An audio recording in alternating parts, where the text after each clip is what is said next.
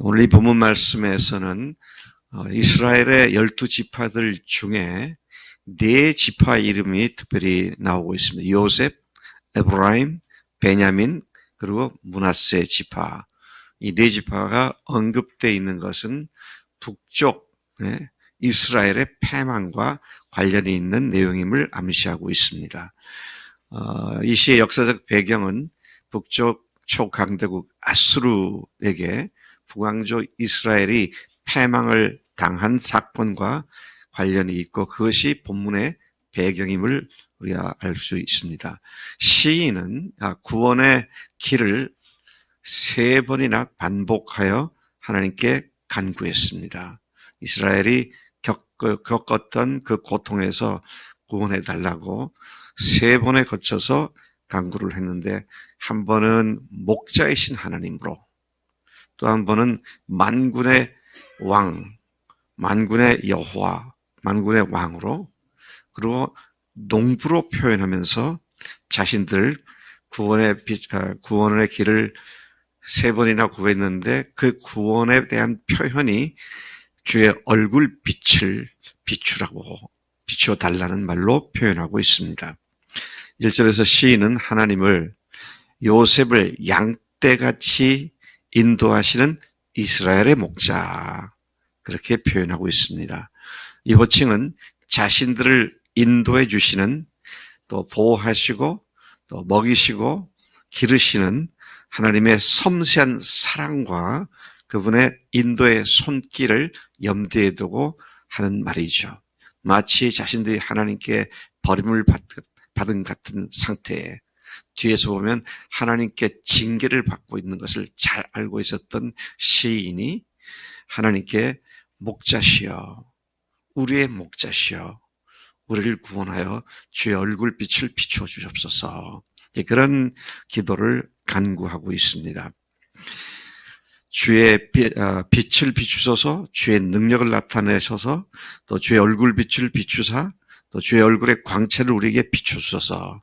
한 가지 1절, 3절, 7절, 19절에서 같은 표현을 계속 반복하고 있는데, 구원을 하나님께서 얼굴빛을 비춰주시는 것으로 그렇게 표현을 하고 있습니다. 빛은 어둠을 물리치고 생명을 낳게 하는 놀라운 능력을 갖고 있죠. 하나님께 이 기자가, 시인이 호소하고 간구하는 것이 마치 하나님의 그 빛이, 얼굴 빛이 비춘 것 같이 우리에게 생명을 회복시켜 주시고 구원해 달라고 그런 호소를 하고 있는 것을 보게 되죠.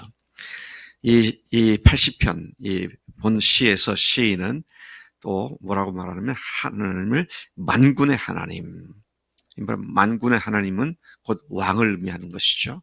모든 군대의 하나님.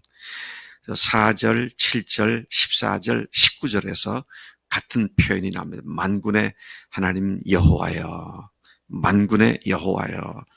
이 말은 이스라엘 군대를 의미하기도 하고요, 별들의 군대를 의미하기도 하고, 별들의 군대라는 하늘의 군대를 얘기하는 것이죠. 또 땅에 있는 모든 군대를 통틀어서 하는 말로 이해가 됩니다. 만군이란 말이 뭡니까? 만 가지 군대의 하나님, 그렇죠. 모든 군대를 통솔하시는 하나님, 그렇게 그렇게 표현을 하고 있는 것인데요. 그 만군의 하나님께 주의 백성이 기도에 대하여 어느 때까지 노하시리까? 기도를 했는데도 기도를 듣지 않고 노하시는 것, 그런 모습을 지금 주의 백성의 기도에 대하여 어느 때까지 노하시겠습니까? 이렇게 묻습니다.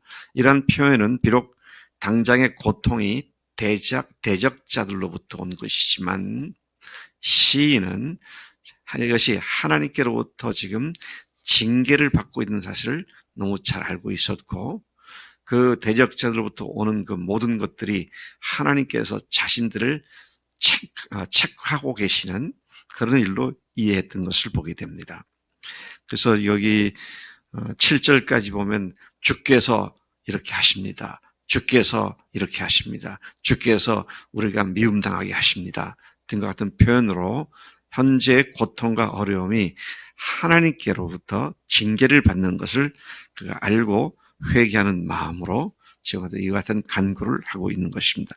8절부터 13절까지 보면 목자로 표현된 하나님께서 이제는 만군의 왕으로 표현되었다가 이 시인은 하나님을 농부로 표현하고 있습니다. 목자로, 만군의 왕으로, 그리고 세 번째는 농부로 표현하고 있어요. 8절에 보니까 주께서 한 포도나무를 애굽에서 가져다가 민족들을 쫓아내시고 그것을 심으셨나이다. 잘 이해가 되는 말씀이죠. 출애굽시켜서 가나안 땅에 있던 민족들을 다 쫓아내시고 거기에다가 주의 백성들을 심으셨습니다. 마치 포도나무를 심는 것처럼 심으셨습니다. 그리고 그 포도나무가 가지가 무성해지고 또 아름다운 열매도 맺고 그렇게 했는데, 그런데 이제는 멧돼지들이 와서 그걸 따먹고 들짐승들이 와서 그것을 해치고 그렇게 하고 있습니다. 그렇게 얘기를 하고 있습니다. 그래서 멧돼지나 들짐승은 이방 족속들을 얘기하는 것이죠. 하나님의 나라가 이방인들에 대해서, 이방인들에게 유리를 당하고 고통을 당하는 모습을 멧돼지와 들짐승들이 그것을 열매를 따먹고 그 포도나무를 망가뜨리는 그런 모습으로 표현하고 있는 것을 보게 됩니다. 12, 13절 주께서 어찌하여 그 담을 허시사 길을 지나가는 모든 이들이 그것을 따게 하셨나이까. 숲속에 멧돼지들이 상해하며 들짐승들이 먹나이다. 하나님을 떠난 결과가 이런 상태가 되어버렸습니다. 회개하는 마음을 갖고 하는 노래이죠. 여러분, 우리도요, 예수님을 주인으로 모셨음에도 불구하고 한순간이라도 주님을 떠나서 주님과 상관없이 내 마음대로 사는 순간이 나락으로 떨어지는 순간인 걸 알아야 합니다. 우리가 그래서 오직 성령, 오직 예수, 오직 주님, 이거는 우리가 365일 끊임없이 호흡을 하는 것처럼 주님께 붙어있어 주님만 의지해야 한다는 사실을 철저하게 가르쳐 주고 계십니다. 여러분, 출애굽을 통해서 거대한 한 200~300만 명의 민족을 이끌어내서 다른 땅에다 심어놓으신 그 엄청난 일을 하신 하나님이 아닙니까? 이것이 이스라엘에게는 이 출애굽 사건이 그 후 영원히 자기들이 선민 백성이라는 사실로 자긍심을 갖고 살아가게 하는 그런 엄청난 사건이었는데, 그러나 그들이 그런 하나님의 특별한 역사로 하나님의 은혜를 받았다 할지라도 하나님으로부터 떠나버렸을 때, 하나님을 찾지 않게 되었을 때 여지없이 하나님께서 그들을 징계하신 것을 보게 된다는 것이죠. 예수님의 십자가와 부활로 어마어마한 대가를 지불하고 사신 우리도 이 사실을 명심해야 합니다. 내가 좋은 일을 만났던 나쁜 일을 만났던 평범한 일상적인 일을 만났던 정말로 주님께 모든 것을 여쭙고 의논하고 그분의 말씀을 듣고 사느냐, 내 생각으로 사느냐 하는 것은 내가 주님을 철저히 붙어 의지하고 사느냐 아니면 주님을 떠나 있느냐, 그런 문제가 되기 때문에 우리가 정말로 이 말씀에서 소중한 경고를 받고 교훈을 받아야 한다. 14절부터 19절까지의 시인은 구원이 하나님께 달려있음, 하나님의 손이 자기들을 구원하신다는 사실을 알고 그분 앞에 나아가서 구원을 간구하는 모습을 봅니다. 만군의 하나님이여 구하옵나니 돌아오소서, 하늘에서 구워보시고 이 포도나무를 돌보소서. 세 가지를 요청하죠. 돌아오소서, 구워보시옵소서, 그리고 돌보시옵소서. 이제 이 나라를 회복시켜 달라고 돌아와 주십시오. 구호 살펴보아 주십시오. 우리를 돌보아 주십시오. 여러분, 언제든지 하나님과 멀어졌고 하나님과 떨어졌다 생각할 때 빨리 하나님 뼈 엎드려서 하나님께 돌아가. 하나님 주 앞에 다시 돌아왔습니다. 하나님 저와 다시 친밀한 교제를 회복시켜 주십시오. 또 저를 굽어 살펴보시고 불쌍히 여겨 주십시오. 그리고 나의 현재 상황들을 돌봐 주십시오. 이제 그런 기도로 나가야죠. 주의 오른손으로 심으신 줄기요 주를 힘있게 하신 가지니이다. 호소하면서 회개하면서 구원을 요청하면서 자신들이 어떤 하나님과의 관계성이 있는지를 다시 상기하면서 그런 기도를 하고 있습니다. 시인은 하나님이 주께서 심은 이스라엘이 하나님께서 심으신 포도나무인데 그 이스라엘의 황폐가 하나님의 존함에 먹칠하는 결과를 가져오기 때문에 그리고 하나님의 나라와 의에 누를 끼치게 됨을 알고 하나님의 영광을 위해 사는 삶을 회복시켜 달라고 간구하고 있는 것을 봅니다. 그러면 이거 우리가 늘 한순간도 잊지 말아야 할 것은 나의 어떠한 삶의 동작과 행동이 하나님의 이름을 영화롭게 하느냐, 예수 믿는 것들이라는 비난을 받게 하느냐. 정말 주님 앞에서 우리가 여기 촉각을 곤두세우고 나의 조그마한 불친절, 나의 조그마한 냉소적인 비웃음, 나의 정말 불친절하고 또 애써 나타내는 무관심의 태도가 상대방에게 얼마나 큰 힘과 상처가 될 수 있고 또 하나님의 이름을 망가뜨리게 하는 그런 일을 할 수 있는지를 우리가 생각한다면 다른 사람들을 배려하고 다른 사람들을 생각하고 다른 사람들이 나 때문에 하나님을 믿지 못하게 되는 일이 없도록 항상 우리가 소심하고 세심하게 생각을 해야 한다는 것이죠.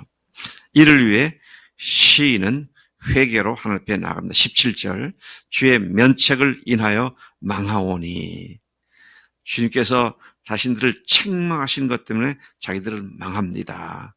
그것은 뭡니까? 자신들의 죄를 철저히 자각하고 있음을 얘기하고 있고 18절 우리가 주에게서 물러가지 아니하오리니 우리를 소생하게 하소서. 하나님께 징계를 받고 있는 그들이 낙심해서 아이고 이제는 끝장입니다가 아니라 물러가지 않겠습니다. 회개합니다. 하나님 도와주십시오. 이렇게 철저하게 회개하고 있음을 보여주고 있습니다. 또 시인은 이처럼 이스라엘이 범한 죄를 회개하고 또 하나님께 이렇게 자비를 구하는 기도를 하고 있는 것입니다. 여러분 우리가 넘어지고 쓰러지는 것이 잘하는 일은 아니죠. 그런데 그런 것들이 늘 있습니다. 자, 그럴 때 마귀란 놈은 너는 별 수 없는 놈이지. 네가 그렇지 뭐. 그러면서 공격하는데 그래서 맞아 나는 그래 안 돼. 주저하는 것이 아니라 그 가운데서 다시 하나님 물러가지 않겠습니다. 도와주십시오. 힘 주십시오. 회개합니다. 그렇게 나아갈 때 주님의 얼굴빛을 우리에게 비춰주시고 어둠은 물러가고 어두운 가운데 생명을 잃어가던 사람들에게 다시 생명으로 되살아나는 하나님의 놀라운 은혜가 한 번도 그치지 않고 회개할 때마다 일어나는 줄로 믿습니다. 하나님 아버지 감사합니다. 이스라엘의 역사를 통하여 오늘 우리에게 그리스도인의 삶을 사는 데 있어서 소중한 교훈들을 주신 것 참으로 감사합니다. 하나님 이번 주 내내 하나님이 우리가 잘못했을 때 하나님께로부터 징벌을 받고 그럴 때 하나님 회개하라고 계속 반복해서 말씀하셨습니다. 요나서를 통하여 나훔서를 통하여 시편을 통하여 하나님은 우리에게 같은 말을 계속 반복하십니다. 하나님 우리가 하나님 앞에 잘못한 것을 깨닫게 하시고 주님 앞에 주님의 아주 세밀한 사랑을 받는 그 관계 속으로 우리가 회복될 수 있도록 우리를 인도하시는 줄로 믿습니다. 감사하고 예수님의 이름으로 기도를 삼나이다. 아멘. 아멘.